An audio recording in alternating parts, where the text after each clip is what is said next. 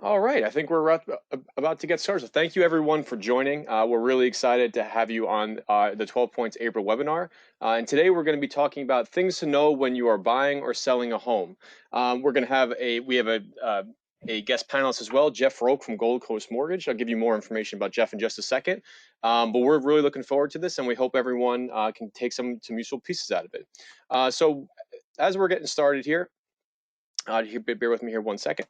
My name is Dan Sharkey, and I'm a senior relationship manager here at 12 Points. I've been with the firm about 3 years and handling everything from private client work to endowments and foundations. I'm joined today by Jeff Roque, who is who's with Gold Coast Mortgage of Peabody. Jeff grew up in Massachusetts, currently resides in Salem, and he is our resident expert for the state of Massachusetts for everything buying and selling a house. So, Jeff, thank you so much, sir, for joining us today. And we're really looking forward to talking about this. I'm grateful for you having me. Thanks, Dan. You're very welcome. So Jeff is our resident expert, and what makes Jeff particularly unique, besides his just dedication to his clients. So we'll pass out Jeff's contact information when we wrap up here, along with my own, so you can feel free to reach out to him or me directly should you need anything at all as it relates to buying or selling a home. He's truly the best in the business, so you really can't find anyone better to help you with this. But what makes him unique is the ability to not only his expertise in this subject matter, but his ability to really go out and find the best rate for his clients. So we're really appreciative of Jeff's time here today. So we're just going to jump right in. And what we're really going to talk about today is all the mechanics, what you should think about, what are some of the key priorities that you have when you are buying, selling, or renting a home. This is, before we even kind of delve into the details, this is obviously a very personal decision, one that seems relatively straightforward on the surface, but one that has very nuanced things that you have to consider when you're actually going through this process. There's a lot of other professionals that you would involve, whether it's your mortgage broker, someone like Jeff, your real estate agent, insurance attorneys. There's a lot of moving pieces, so we're hopeful that we're able to address a lot of these questions and give you things to think about as you actually go through the process. So, Jeff, starting off with kind of the key question is, and I know there's a million calculators online, but they don't offer the type of guidance that you can get from an actual professional. So when people begin to think about it, quote unquote, how much house can I afford? What are some of the key features and key questions that you would encourage them to think about as they ponder that question? Yeah, so the big components are like your actual mortgage, right? Your taxes, your principal and your interest, and then you're going to pay taxes and you're going to pay insurance. Generally, homeowners insurance is pretty painless. Taxes can vary wildly. So if somebody's shopping in, like a whole county, you can have like a 50% change in the tax bill on a comparable house. So an exercise I often suggest clients do is, if they're just getting started, if they're just looking into this, is go find a house that's kind of in the price range they want, whether that's 450,000 or 800,000, it doesn't matter. But go and find houses with similar amenities in each of the towns and pay attention to what the taxes are annually on that. Because a $300 or $400 a month increase in your tax bill can dramatically change, how much mortgage you can afford or your ability to buy a house in that town. If some people have a pretty strict budget that they're trying to adhere to, and a lower tax bill will just allow them to buy, more amenities in their house for the same monthly payment. And what's really interesting too, and I know in Massachusetts we don't have a lot of these communities, but for those attendees who might be outside the Commonwealth, things like HOA fees as well. Those, even if you think to yourself, oh, it's only $300 or $400 a month, those increases, when looked at it in totality of your monthly payment, offers significant increases to what you would quote unquote expect to pay based on the sticker price of the home. Yeah, absolutely. And that applies to condos as well. There's always an HOA and a master insurance policy. But if you're buying in a bigger complex, there might be a swimming pool, which would require a fairly substantial insurance policy to protect against, accidents in the water. There might be a doorman. There might be an elevator that needs to get replaced. Right. And that all comes through assessments or the HOA fee annually. So, a new roof on a huge building is no small amount of money, and they'll pay it off over 10 years, but that gets assessed to your unit kind of beyond your control. So that's all stuff to be to be aware of when you're getting into it. Yeah, absolutely. And I would encourage everyone to even if you just did a cursory look on Zillow to see what the historical taxes have been and what the insurance will be, et cetera. What you'll find, and this is what we advise clients here at 12 Points all the time, is that the actual principal and interest that you're paying on the mortgage, while it's still the largest chunk, it is surprising how much those auxiliary costs add up and to the total bill. So don't just, that Jeff's urging, don't just look at the total sticker price. You have to include all those kind of auxiliary costs as well. And then be prepared for any tax reassessments. If you do any work to the property, if you make an improvement, right, and your taxes get reassessed, there's always a chance that those go up. I think it's pretty safe to say that taxes going down is more wishful thinking than it is actual reality. Historically, it hasn't been the case. So. That's right. So Jeff, talk to us a little bit about, we have here up on the screen 28% versus 22%. What are people to make of those numbers, and what does that really mean as far as their thinking when they're going to buy a home? Yeah, so it's kind of shop talk. You have two ratios when you apply for a mortgage. You have your housing ratio, which is just your debt related directly to the property that you're trying to finance, and then you have your expense ratio, all of your expenses, all of your monthly payments wrapped in. So 100-foot view, you can use 45 to say 50% of your monthly income towards your monthly mortgage payment. So for round numbers, if you make $10,000 a month, you can have a $4,500 mortgage bill. But you have to take all of your other monthly obligations. So if you have a credit card that's carrying a balance month over month, or a balance on it at all, you have to take that minimum payment. If you have student loans, if you have a car financed or a lease payment, anything that's on your credit report, that monthly payment erodes that 45%. So if you make $10,000 a month, you can have $4,500, but you have $1,500 in payments due every month. Now you're down to $3,000 towards the house, and that's maxed out. The number 28 and 32 refers to kind of a good rule of thumb. If your housing ratio doesn't exceed 28% of your income, you've now got a lot of room to move when those taxes come up. You're not going to, become house poor is kind of the number. And then if you keep your total debt ratio under that 32, that means you're not overexpending on your credit cards. You're not having large loans. Your car payment isn't beyond what you can really, it's not going to be straining you month to month. And that's using only about 1/3 of your total available debt, which keeps your credit score up as well. Once you exceed 1/3, you get to over half of your available balances, let's say on a credit card, that'll adversely affect your credit score. So that's just a rule of thumb strategy to keep your credit score high and keep your payments reasonable. Yeah, no, that's a great point. And I just might add, when we advise some of our younger clientele here at 12 Points about when they're going through this process, is it to not only make sure you understand these numbers and work with professionals such as yourself, but also think through. A lot of times people who attend these webinars are first-time home buyers, right? Others have kind of been through the process and understand how it works. But things like, if you're moving from the city, do you have to get a train pass? Do you have to get a car? Do you have to have, other, fringe costs that may not have been, realistic before? You may say, well, I'm going to trade a $2,500 rent payment to a $2,500 mortgage, and that all makes sense. And that is true in regards to the purchase of the home. But what other things are you now going to have to procure to keep your life the same?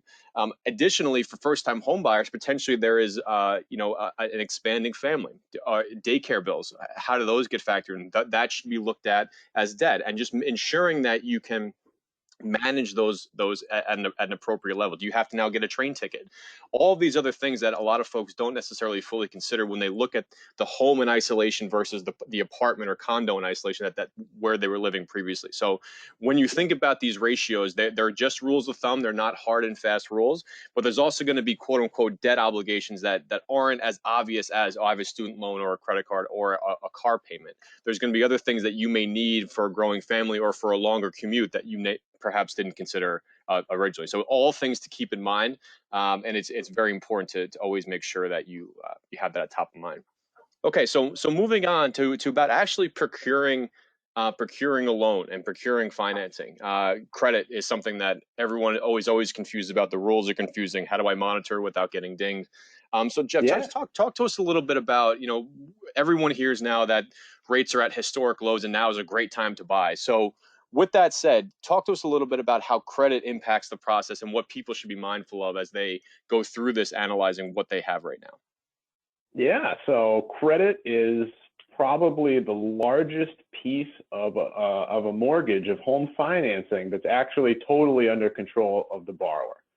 You can't control the market, right? You can't control the deal that you're going to get on a house. You can't control what houses come on the market and come off, and you can't control what rates do. That's all driven by different markets, and you're just participating in it. But your personal FICO score is, relatively under your control. So, and it's worth six-figure money over the life of a 30-year loan. So, you can save $100,000 by having good credit habits. And what are good credit habits? Have at least like 4 lines of credit. You need data on your credit report. If there's no data, there's no way for it to calculate the scores. Don't exceed that 32%, right? If you have one credit card that has a $2,000 limit and you put $1,500 on it, you're at 75% of your limit. It's gonna affect your credit score. But if you pay it down to $300, it will immediately rebound. Your credit reacts almost instantly to payments and stuff. Right. The credit monitoring services, they're not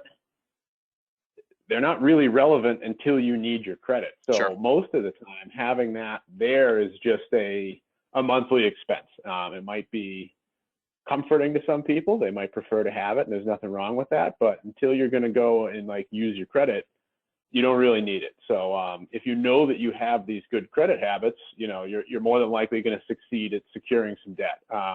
Every once in a while, somebody gets a collection for $8 from their Comcast account or Sprint or something like that. I speak from experience.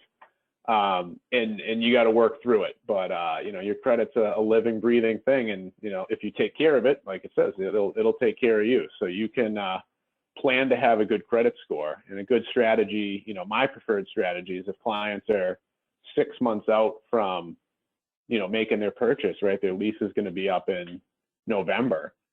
Let's pull credit today. Let's identify any goals that we could set, right? If you pay some things down over the next few months, you're going to get better terms on the same mortgage.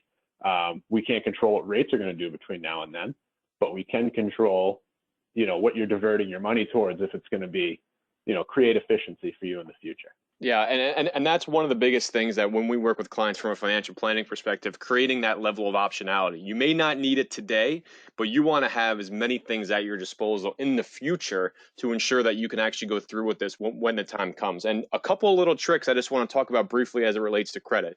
Obviously, getting you're entitled to 1 free credit report a year, but even apps like Credit Karma, which I use personally, give you some sense of where your credit currently is at.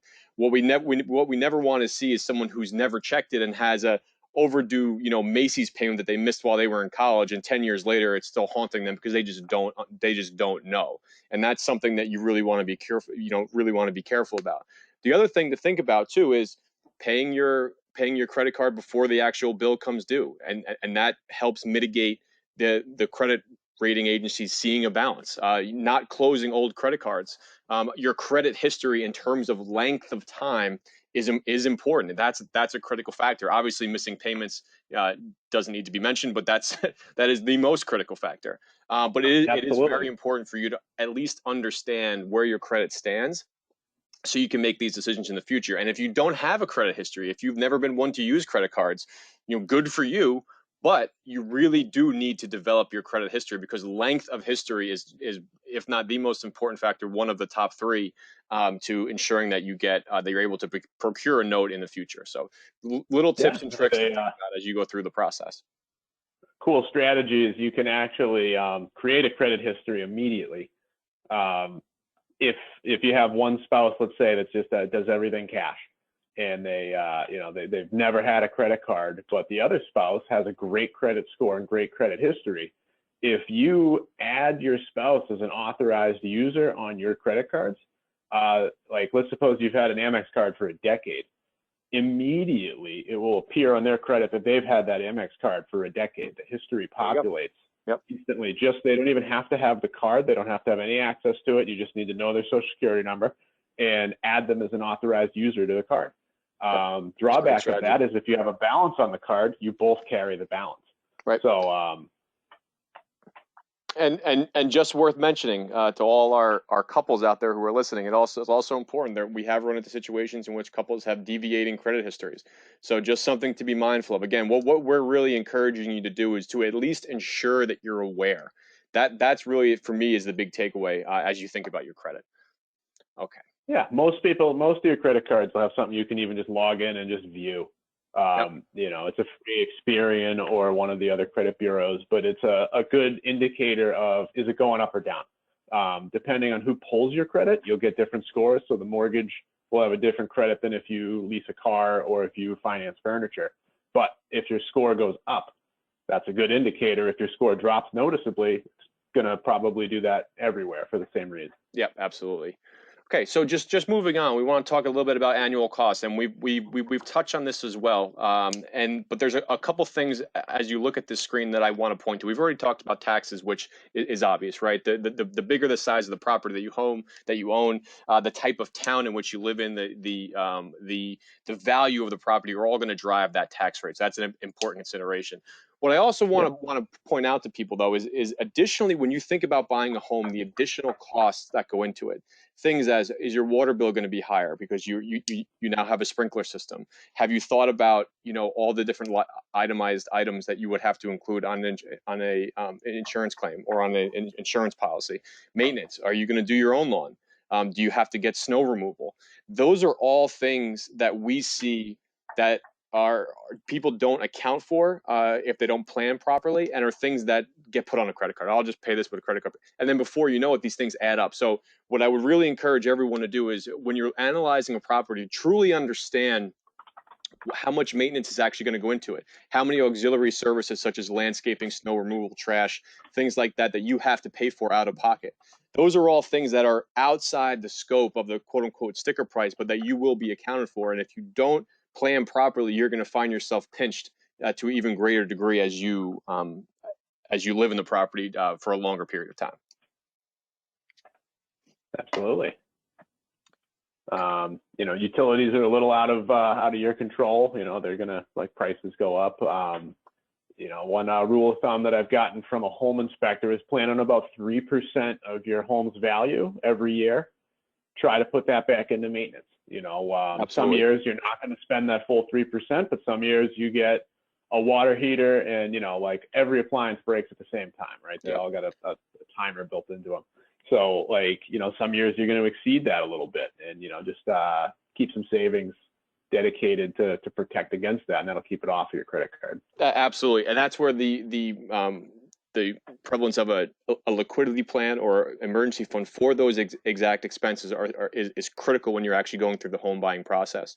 Another thing to consider, while everyone thinks about, well, how nice is the kitchen, or how good a street am I on, or how good is the school district, which are all paramount concerns. But when you're buying a home, you also have to consider something Jeff just mentioned. How old is the water heater? How old is the roof? How old are the windows? Those are all things that will fail over time, that are going to have to be replaced. There's no reason to fight against it. That's just a truism and a fact of reality of home ownership. So it's important to consider all of those things. Additionally, as someone who is currently going through the process at home, if you're going to do any renovations, always prepare for things that when you open that wall up that are not supposed to be there. I just a quick personal story. We're having a bathroom redone and just realized that both our dryer and ceiling fan were not being vented properly. They were just literally going into our attic. And that's something that was missed by the home inspector. And that's the cost that we did not think had to happen. But luckily we budgeted a kind of a catch-all of a whoopsie budget for things like that have to be fixed. So it's always important to think about those things, you know, radon test, all the things that go into it, they add up, and they're always significantly more than you expect. So always something to keep in mind as you go through this process, because those costs can be significant over time.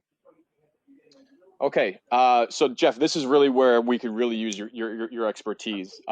APR, mortgage rate, term, down payment, PMI, all these buzzwords.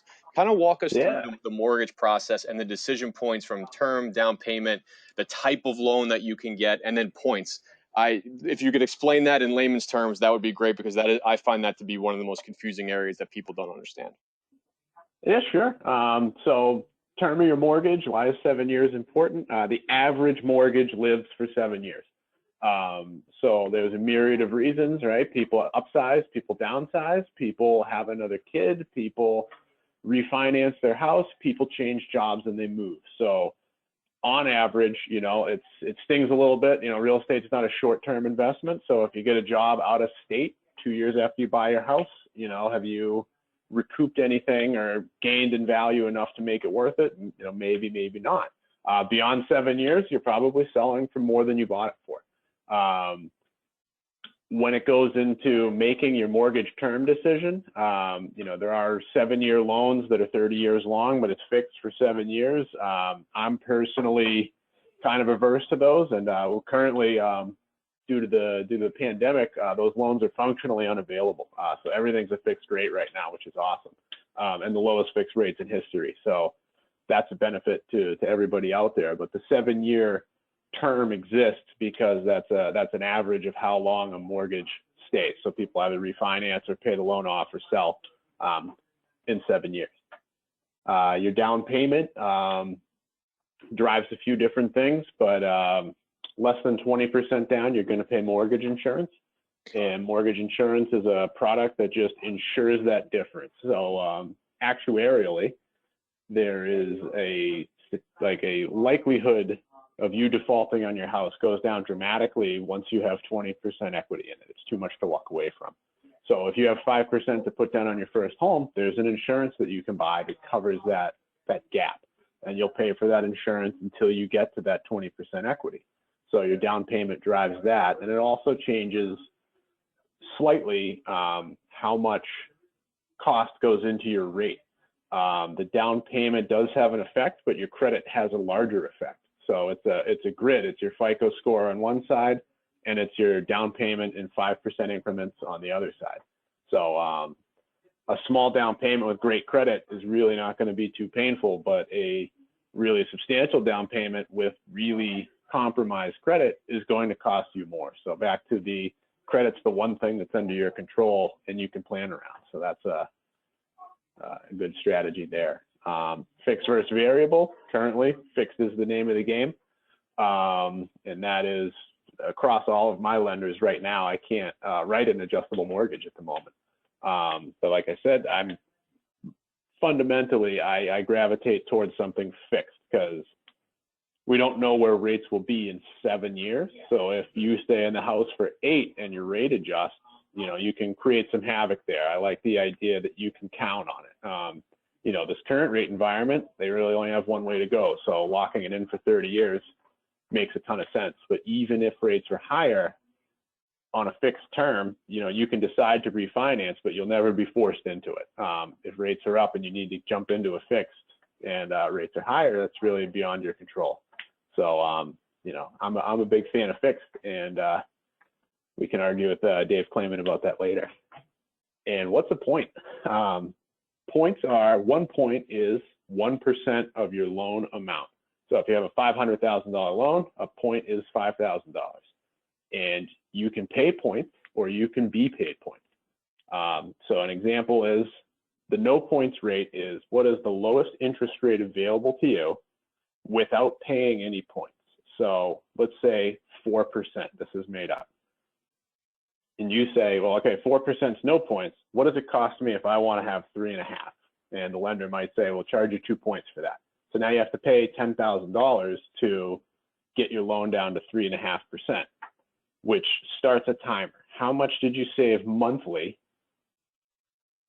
from 3.5% to 4%, which is going to be dictated by your loan size? And then how long is it going to take you to make that up? You have to divide that monthly savings by $10,000. And, that might be 100 months out. I took a look at one, it was a $440,000 loan, and the cost in points was $2,200, but it only $440,000 loan for 1/8 in rate changed the payment by $30.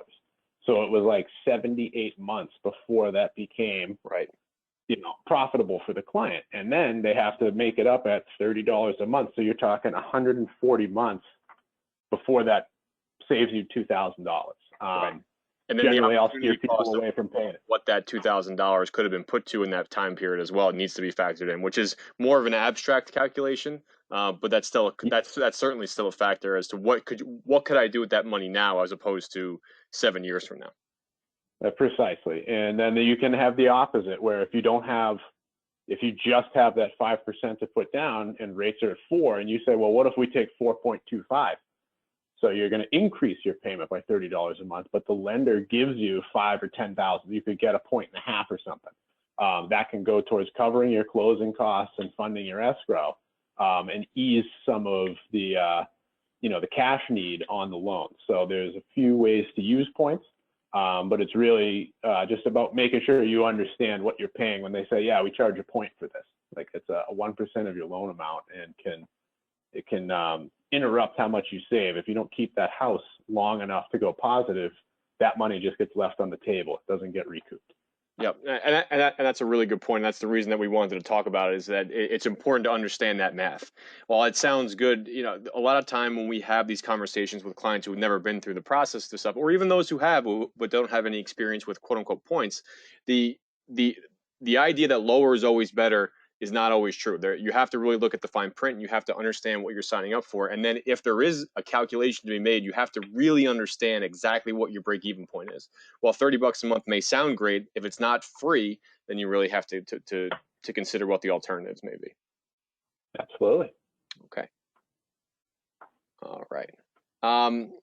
Tools and trusted resources. So just to kind of go over this a bit, obviously, Jeff at Gold Coast Mortgage is a huge resource, because he's not an originator, and correct me if I'm wrong, you don't originate loans, but you are just a broker of loans. So utilizing his service is a huge plus.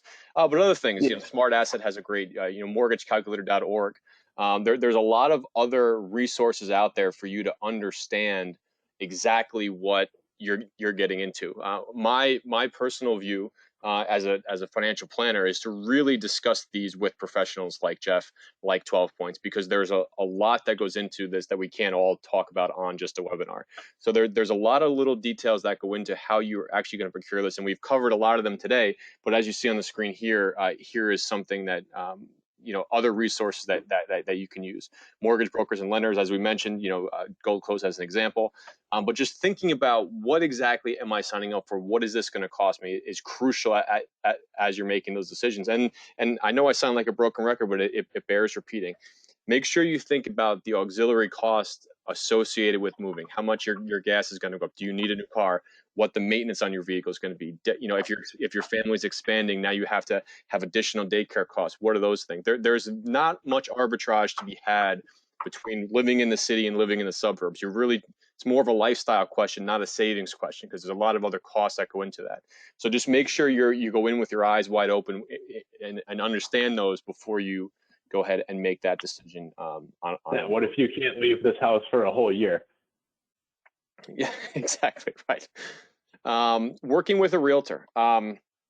So working with a realtor is an interesting question, and it's something that I would advise everyone to get on board with. So Jeff, can you just talk a little bit about how you work with both realtors and professionals like ourselves and the other people that are in your orbit to kind of help clients get to a final transaction? Yeah, so the success of a purchase is heavily dictated by the team that's surrounding the client. So there's a realtor, there's an attorney, and there's a lending connection. First off, the realtor is the one kind of running the show as far as making the offer. So they are they have their pulse on the market. How are houses in this neighborhood? Should we offer the asking price? Do you have to offer over, or can we offer a little bit less? That's totally not my side of the fence. I just say you can afford it. Right. So the realtor is the boots on the ground kind of. So a good thing to know is your realtor very well known in the community that you're trying to shop? A lot of people might have a friend that works in real estate, but you're buying 50 miles away from where they work. And although it's really nice to want to use somebody like that, you are going to have an unknown name making an offer. And, you know, strategically, every single person involved in a real estate deal doesn't get paid until it closes.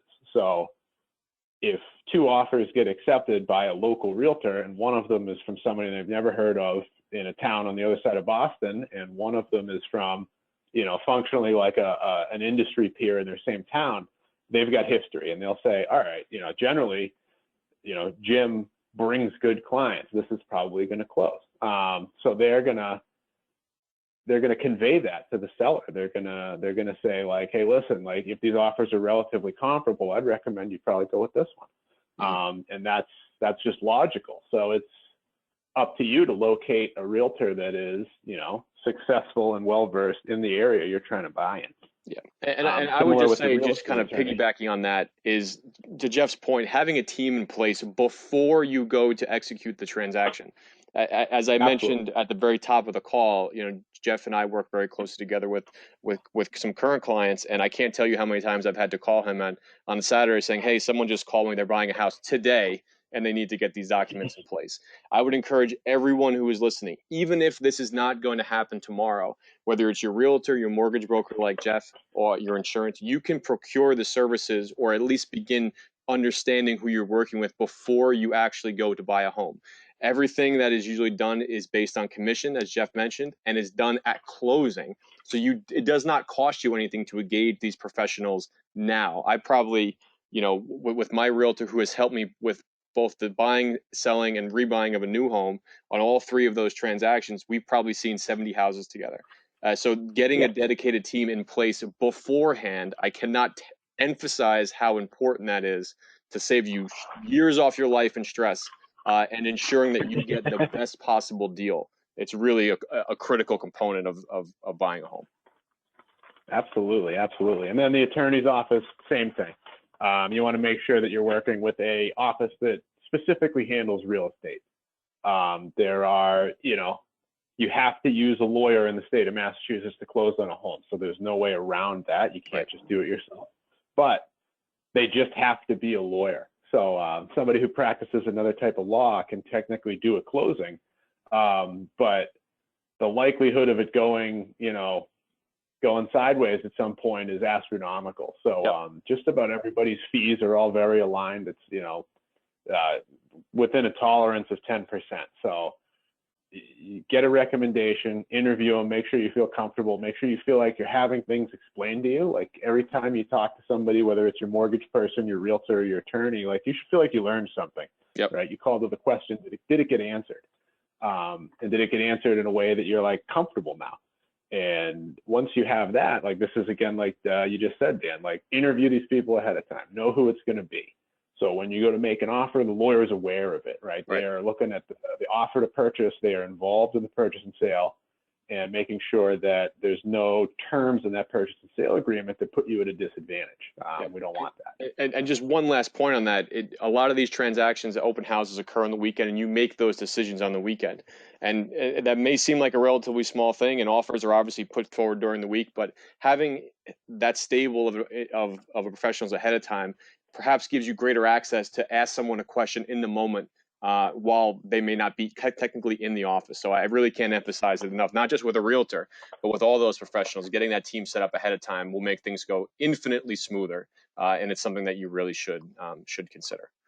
Cash at closing, another key consideration, and I want to be respectful of everyone's time. So we'll go through these next couple slides, you know, rather quickly. But cash at closing, Jeff, what can people? Obviously, the dollar amounts are going to vary depending on the home you're buying. But what should they be aware of as they go into closing a home? What fees, broadly speaking, are they responsible for? Yeah, so you have two sets of fees when you're making a purchase. You have your formal closing costs, which when I give an example, this is mainly speaking in Massachusetts. We're also licensed in Maine and New Hampshire. So in New Hampshire, you engage in transfer tax, where in Massachusetts, that's just paid by the seller. So it's not on the table in Massachusetts. So from state to state, these can vary. But your actual raw closing costs are going to run you about 1% of your purchase price. If you plan on that, you're probably estimating a little bit high, and you'll get back under it. So you plan on, if you're buying a $500,000 house, we should have another $5,000 ready for closing costs. You buy title insurance, lenders and owners. You pay the attorney to do a title check for the last 50 years, make sure that every lien on the house has been closed out and that you're not buying something that's potentially got a issue with the deed. The deed being clean is the 100% like linchpin to the value of your home. If you don't have title squared away, you cannot sell your house. You cannot get to the equity in it. You can't do anything. So that's back to using a real estate attorney. Right. Your second bucket of costs are if you decide to escrow, which is paying your taxes and insurance as part of your mortgage payment. You need to fund an escrow account, which again, this varies by state to state. Massachusetts pays taxes quarterly. So the most that you'll put into an escrow account is about 5 months of taxes, because if there's a tax bill due very soon, they need enough to pay for the whole quarter.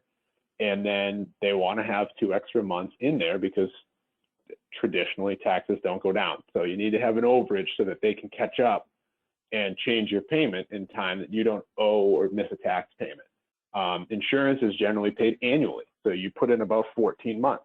You pay for your first 12 months, and then 2 months extra goes into your escrow account. And then every month you pay 1/12 of your tax bill and 1/12 of your insurance bill as part of your monthly payment.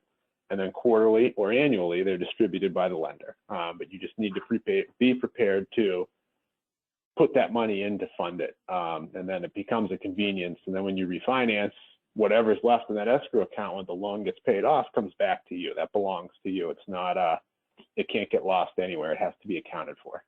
Got it. Okay. No, and that's great to know. I just know that cash at closing is important. This is, and this very much ties to the points question. Is it worth it to save that $30 a month when that money could be better used on hand when you go to close? So just be mindful that you will have to have, cash on hand as you go to closing. Very important point.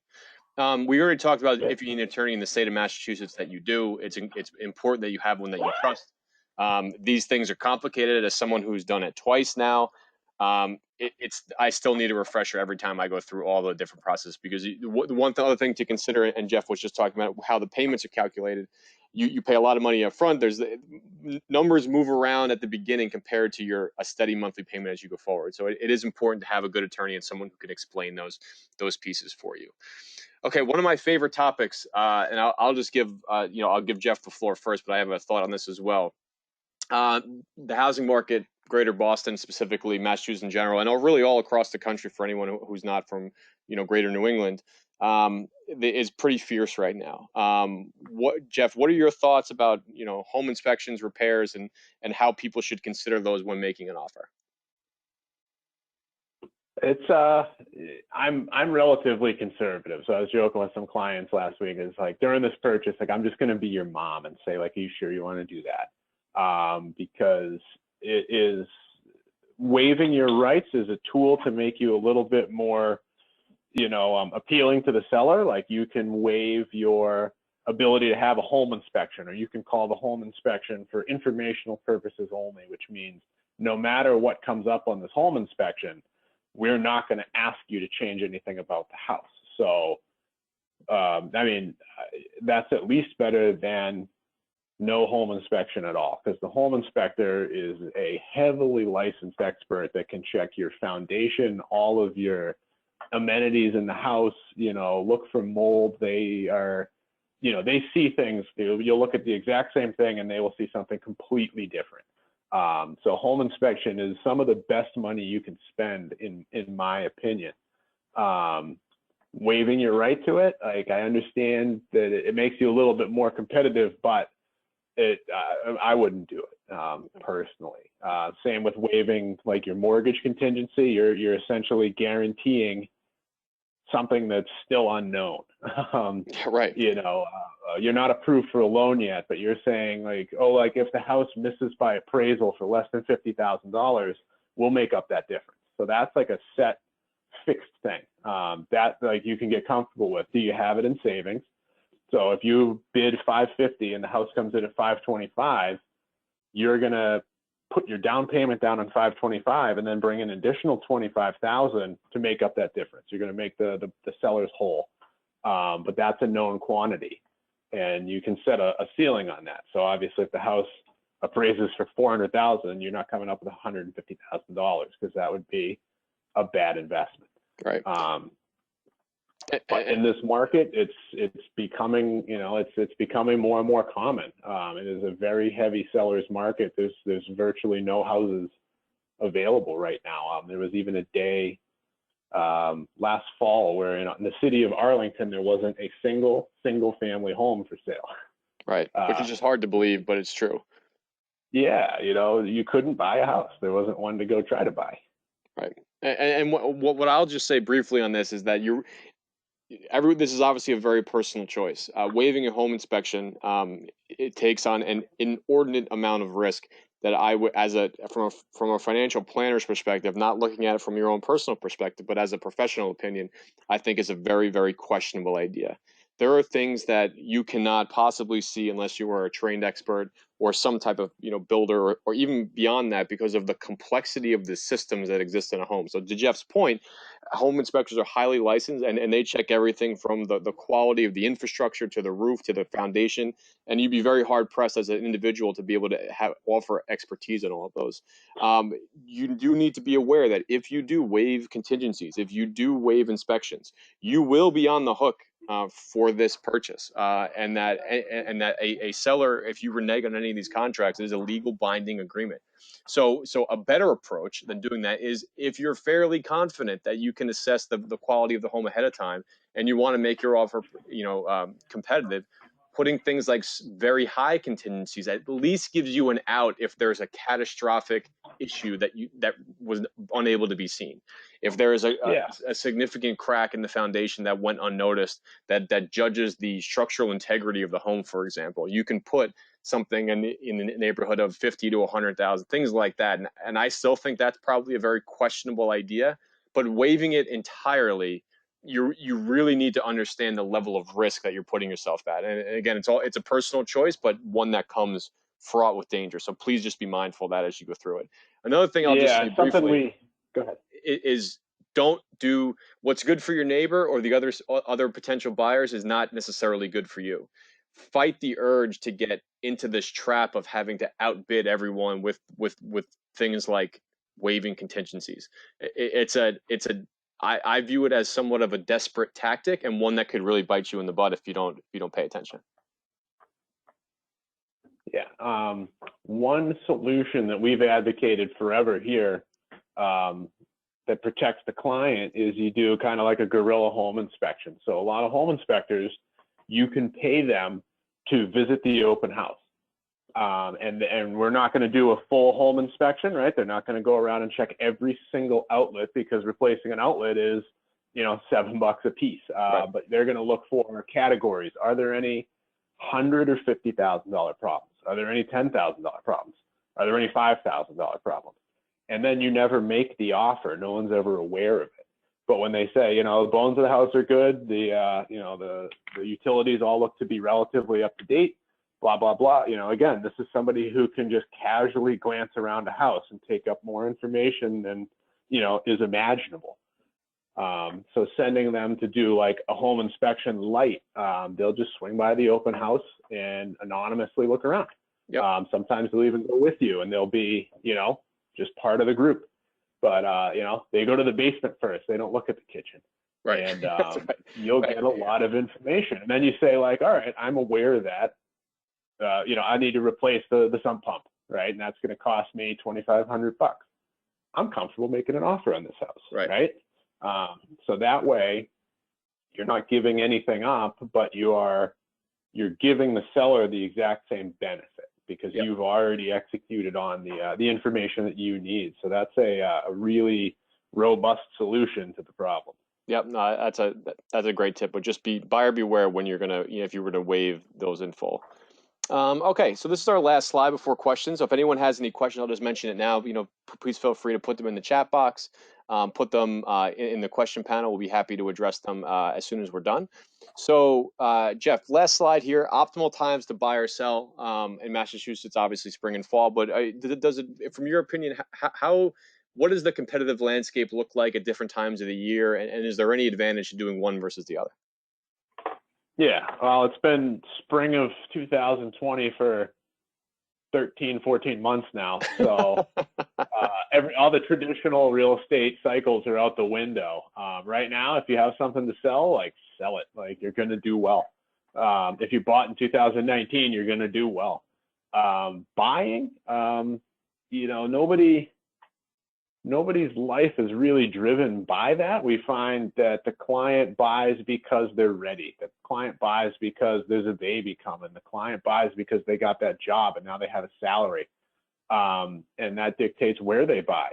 Where, you know, if rates are super low, you know, people aren't just like, I should go get $500,000 in debt. Rates are low. They say, well, this might be the time to step from an apartment to here. So it's, the selling can be a little bit more driven by the market, but buying is really driven by your personal life. Like I said, if you change jobs and you can't commute to Washington, D.C., it's probably time to sell, and it's probably time to buy down there. But the market and the rates and everything else is beyond your control. You just participate in it. So, you know, think to yourself, am I ready to have this monthly expense? And think to yourself, like, there's a 2-year, 4-year, 5-year timeline in this location reasonable for me? And if it is, like, that's great. And things can change, and that's life. But if you're change jobs every 12 months, you know, gig economy, you know, it might not be the best thing. So you just got to have a long, hard thought. And, you know, I always encourage people to talk to their professionals like Dan. You know, I can't give opinions on a lot of this stuff, but that's what your advisor's for. Yeah, and what I would say too, and thank you for that.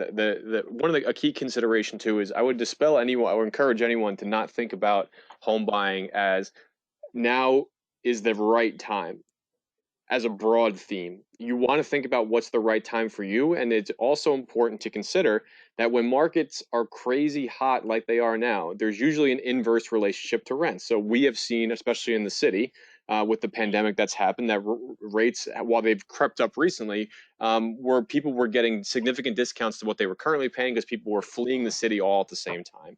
So what's so important about having a plan and not getting sucked into what everyone else is doing is that even if you decide to rent for a longer period of time, your monthly payment may be significantly less, and you can use that delta to save more and more money towards an eventual home purchase and be able to potentially buy 10-15% more one day than you can right now.